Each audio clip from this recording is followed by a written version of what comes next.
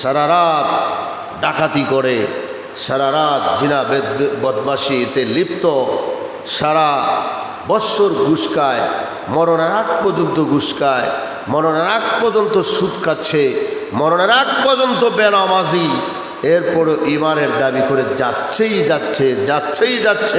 যে আমি ইমানদার, আমার ভিতরে ইমান আছে, আমি পড়ছি লা ইলাহা ইল্লাল্লাহ মুহাম্মাদুর রাসূলুল্লাহ, আমি ইমানদার। আরে ইমানের দাবি করলে ইমানওয়ালা হওয়া যায় না। ইমানের সাথে সাথে আল্লাহ বলেন ওয়ামিলুস সালিহাত, নেক আমল করলে তুমি ইমানওয়ালা। যদি নেক আমল না করো তাহলে ইমানের দাবি করলে ইমানদার হওয়া যায় না। আজকে বলুন, আমরা ইমানের দাবি করি কিন্তু মসজিদে আজান হয়, আমরা সবাই মসজিদে আসি না? সবাই আসি না। মুসলমান কি কম? না, কম না, অনেক অনেক। হিন্দু, বুদ্ধ, খ্রিস্টান তারা তো মসজিদে আজান দিলে আসবে না, তাদের জন্য তো নামাজ না। তুমিও হিন্দুর সাথে বসে গল্প করো, তুমিও বিধর্মীদের সাথে বসে গল্প করো, মসজিদে আজান হয়, বিধর্মীরা মুস্কি আইসা কয়ে দেখো আমাদের উপরে যদি এবাদত নাই, নামাজ নাই, আমরা তো পড়ি না, আমরা তো এটা মানার কথা না, আমরার সাথে আরেকটা আছে আমাদের লোকে বসা, এটাও আমাদের লোক, এটাও আমাদের লোক। তারা হাসে, মুস্কি হাসে, কারণ তোমাকে নিয়ে উঠ্ট হাসি দেয়, তোমাকে নিয়ে পূর্তি করে, আনন্দ করে তারা। মসজিদে আজান পড়লে তোমার তো নিয়ম ছিল মসজিদে আসো, নামাজ পড়ো, আজান হয়ে যাচ্ছে, পাগল হয়ে গেছে যে আজান হয়ে গেছে, আমি আর বসতে পারবো না, আর গল্প করার টাইম আমার কাছে নাই, আর কথা বলার সময় আমার কাছে নাই, আমি মসজিদে যাওয়া লাগবে, নামাজ আদায় করা লাগবে। এই রকমটা করার কথা ছিল না। গল্প চলছে, ছাদ চলছে, কথা চলছে, আজান হচ্ছে, নামাজের টাইম চলে যাচ্ছে, কোনো খবর নাই। আমার কোনো ভাইরা, শুধু ইমানের দাবি করলেই ইমানওয়ালা হওয়া যায় না। জান্নাত আল্লাহ সবাইকে দিবে না, আল্লাহ জান্নাত দেওয়ার শর্ত রাখছেন, শর্ত যদি পাওয়া যায় জান্নাত আল্লাহ তাআলা আপনাকে দিবেন। আল্লাহ বলেন ইন্নাল্লাযীনা আমানু ওয়া আমিলুস সালিহাতি কানাত লাহুম জান্নাতুল ফিরদাউসি নুজুলা খালিদিনা ফিহা আবাদা।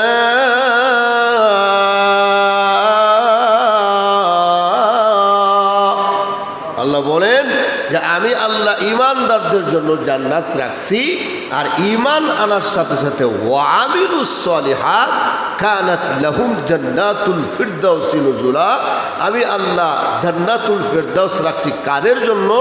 যারা ইমান আনয়ন করলো এবং সাথে সাথে নেক আমল করলো, আমি তাদের জন্য জান্নাতুল ফিরদাউস রাখছি। এখন বলেন, শুধু জান্নাতের অর্থাৎ জান্নাতের দাবি করলেই জান্নাত পাওয়া যাবে না, ইমানের দাবি করলেই ইমানওয়ালা হওয়া যাবে না, ইমানের পাশাপাশি নেক আমল করতে হবে। তাহলে নেক আমল করলেই তোমাকে আল্লাহ জান্নাতুল ফিরদাউসের মালিকানা বুঝাইয়া দিবে। সুবহানাল্লাহ। এখন আমরা শুধু দাবি করি আমরা ইমানদার, নেক আমলের কোনো খবর নাই, নেক আমলের কাছেও আমরা নাই। আল্লাহ রাব্বুল আলামিন জান্নাতীদেরকে উদ্দেশ্য করে কিয়ামতের ময়দানে, হাশরের ময়দানে তিনটা জায়গার মধ্যে মানুষ পাগল পারা হয়ে যাবে, মানুষ বেহুশ হয়ে যাবে, তার কবর থাকবে না, মার কবর থাকবে না, বাবার কবর থাকবে না, কেউ কারো কোনো কবর নিবে না। এক নম্বর হলো আল্লাহ রাব্বুল আলামিন যখন মানুষের হাতে তার আমলনামা দিবে, তার আমলনামা কেউ হাতে আল্লাহ ডান হাতে আমলনামা দিবে, কেউ বাম হাতে দিবে। ডান হাতে আমলনামা পায়া মানুষরা আনন্দে লাফাইতে থাকবে, আর যারা বাম হাতে আমলনামা পাবে তারা কাঁদতে কাঁদতে চোখ দিয়া পানি শেষ হইয়া রক্ত প্রবাহিত হবে, এরপরও কান্না বন্ধ হবে না, এরপরও কান্না বন্ধ হবে না। ওই ঠিক এই মুহূর্তে আল্লাহ যখন ঘোষণা করবেন তোমাদের হাতে এখন তোমাদের যার যার আমলনামা দেওয়া হবে, প্রস্তুত হয়ে যাও। ওই সময়টার মধ্যে মানুষ পাগল পারা হয়ে যাবে, বেহুশ হয়ে যাবে। এমন বেহুশ হবে একজন আর একজনের কোনো খবর নাই।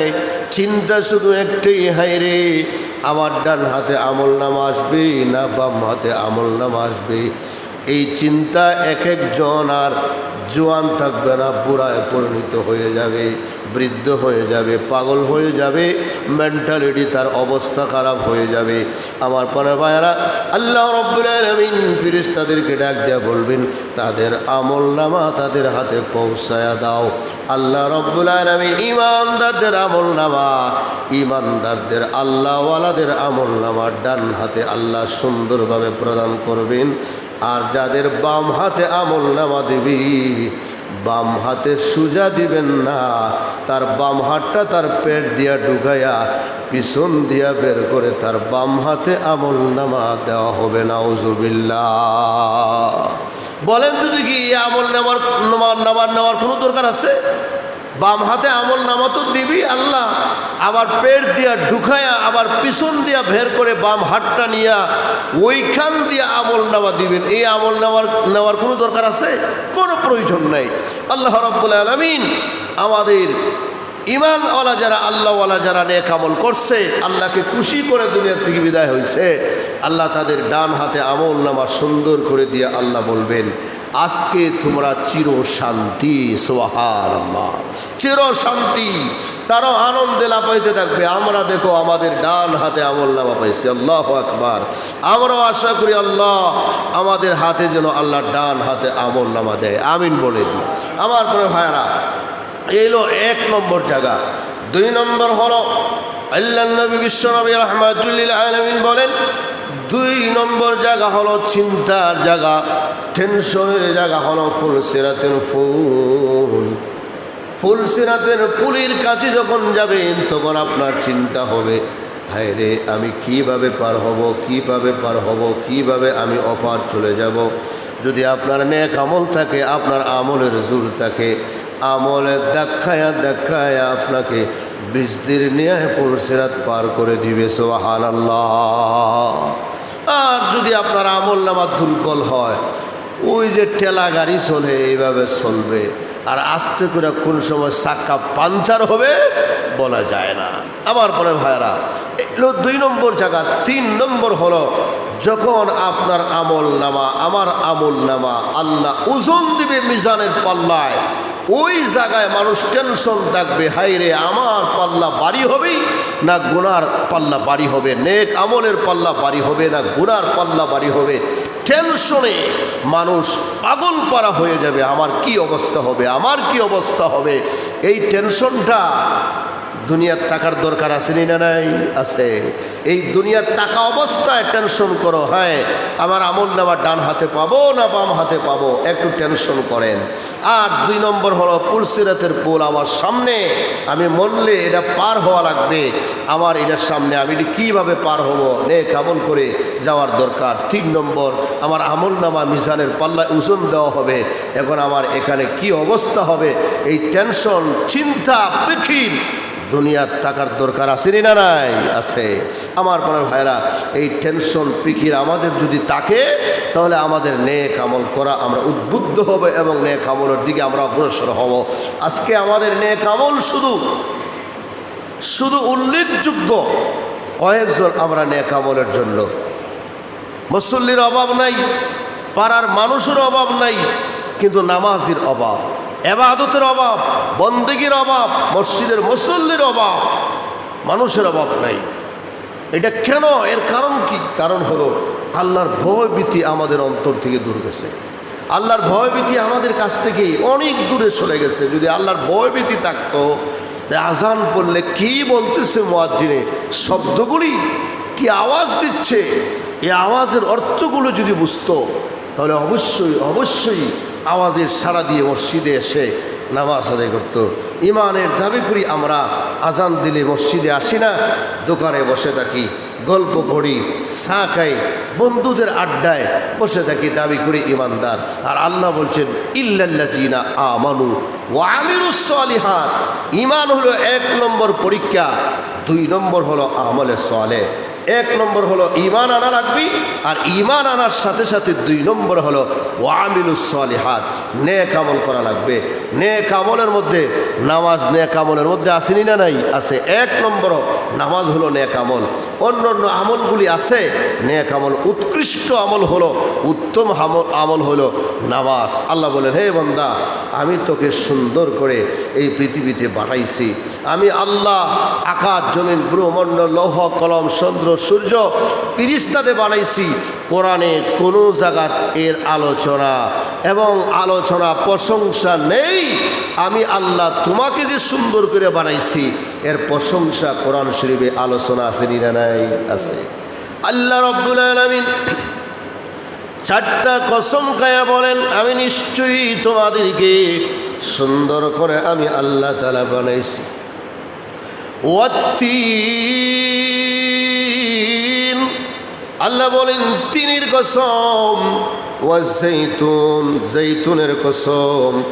ওয়াতুরি সিনিনা ওয়া হাযাল বালাদিল আমিন।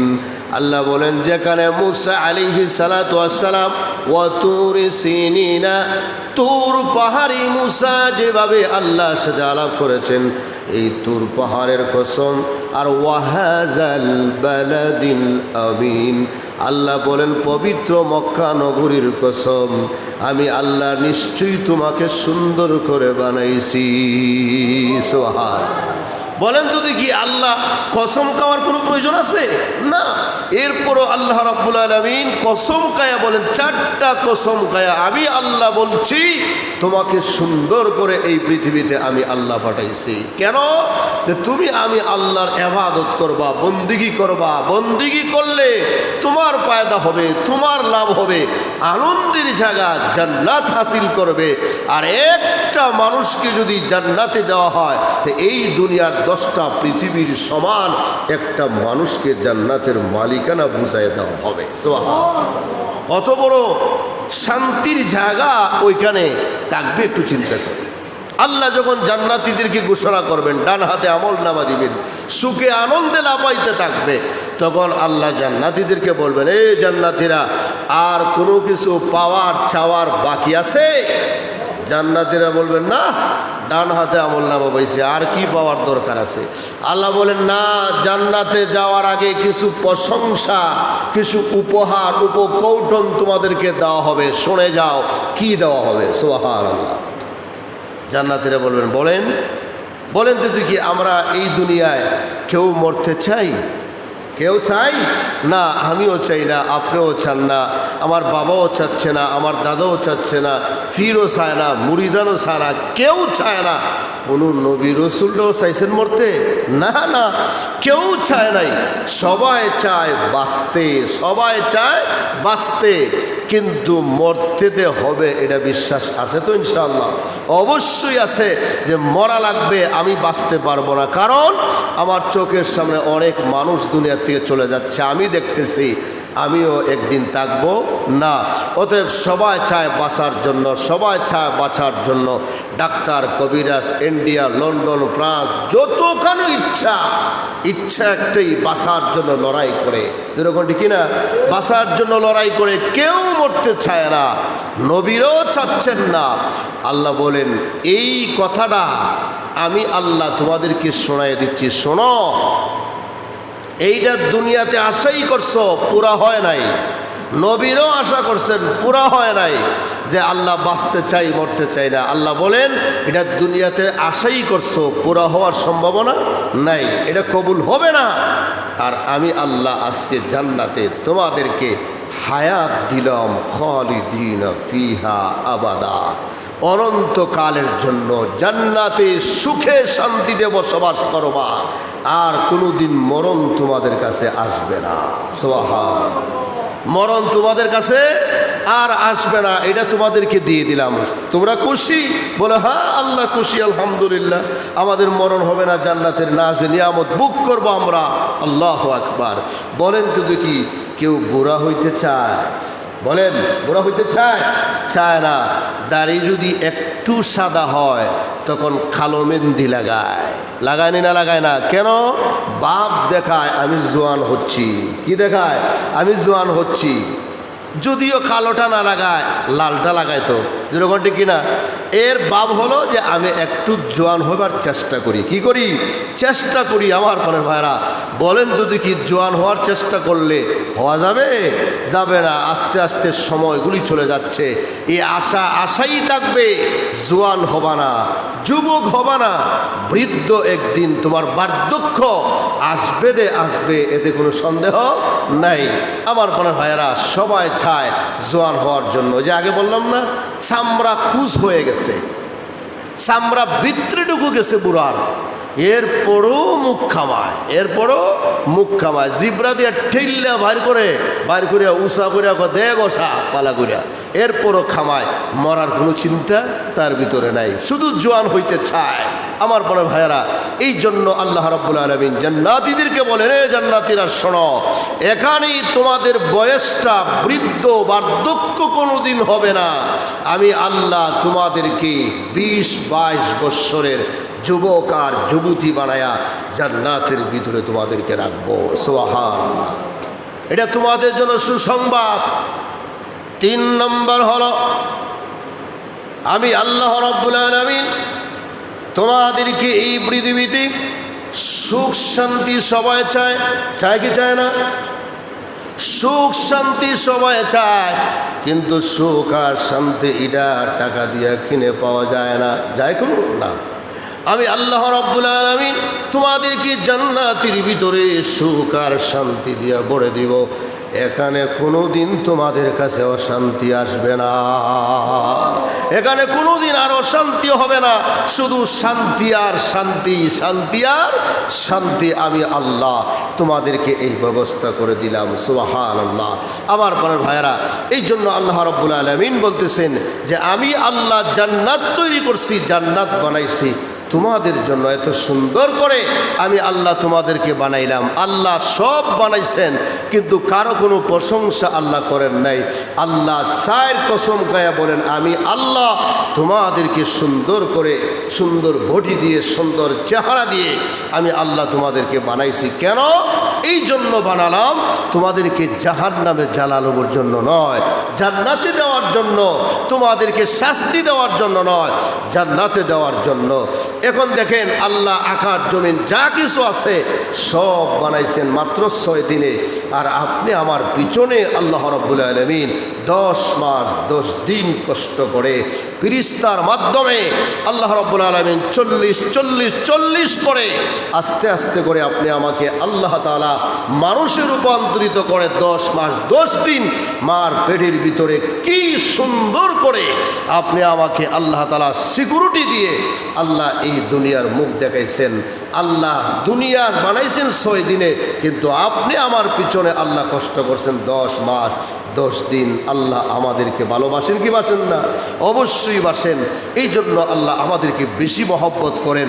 বেশি মহব্বত করলেই আল্লাহ তাআলা আপনি আমাদেরকে এই পৃথিবীতে পাঠাইছেন আল্লাহর ইবাদত আর বন্দিগি করার জন্য। ভাই আর দুস্থ বুজুর্গ, আল্লাহর বন্দিগি করলে, আল্লাহর ইবাদত করলে আল্লাহ বলেন, ইন্নাল্লাযীনা আমানু ওয়া আমিলুস সালিহাত কানাত লাহুম জান্নাতুল ফিরদাউসি নুজুলা। যখন ঈমান আনয়ন করবা, নেক আমল করবা, কানাত লাহুম জান্নাতুল ফিরদাউসি নুজুলা, তোমাদেরকে আল্লাহ তাআলা জান্নাতুল ফিরদাউসের মেহমান বানাবে। সুবহানাল্লাহ। এখন শুধু ঈমানের দাবি করলে হবে খালি? না না, ঈমানের দাবি করলে হবে না, আমলে সালেহ করা লাগবে কি লাগবে না? লাগবে। আল্লাহ বলেন 4 নম্বর হলো, জান্নাতের ভিতরে তোমাদেরকে বাদশাহিত্ব দান করা হবে। সুবহানাল্লাহ। সবাই প্রেসিডেন্ট হতে চায় কি চায় না? চায়। মনে মনে আশা আকাঙ্ক্ষা আছে না নাই? প্রেসিডেন্ট হতে চায়, প্রধানমন্ত্রী হতে চায়, মেম্বার হতে চায়, চেয়ারম্যান হতে চায়, ওই পদ চায়, ওই পদ চায়, ওই চেয়ার চায়, ওই চেয়ার চায়। চায় কি চায় না? সম্মানের জন্য। কাজ করুক না করুক, জনগণের খেদমত করুক না করুক, মসজিদ মাদ্রাসা ডিগ্রি প্রতিষ্ঠান মাদ্রাসা স্কুলের খেদমত করুক না করুক, কিন্তু চেয়ার চাই, জনগণ ঠিক কিনা, পদ চাই, সম্মান চাই, করুক আর না করুক। কিন্তু আল্লাহ বলেন এটা আশাই থাকবে, অনেকের হয় অনেকের হয় না। কিন্তু আমি আল্লাহ জান্নাতের ভিতরে তোমাদের এক একজনকে বাদশা বানানো হবে। সুবহানাল্লাহ, বাদশা বানাই দেওয়া হবে, রাজত্ব দেওয়া হবে, তোমাকে সুন্দর অবকাঠামো বটি দিয়ে সুন্দর করে জান্নাতের ভিতরে বসবাসের সুযোগ দেওয়া হবে।